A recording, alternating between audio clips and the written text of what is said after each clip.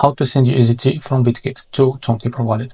Now, first of all, make sure I log into your Bitget account. Now, after that, head over to wallet icon, click on asset overview, and now from the sidebar, click on spot.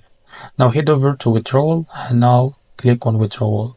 Now from here, if you don't find USDT, you can click on it and search here to find USDT. Now here, click on chain, select it, and from the network, make sure to select on. Now to get withdrawal address, go to your Tonkeeper wallet, make sure you are logged into your account.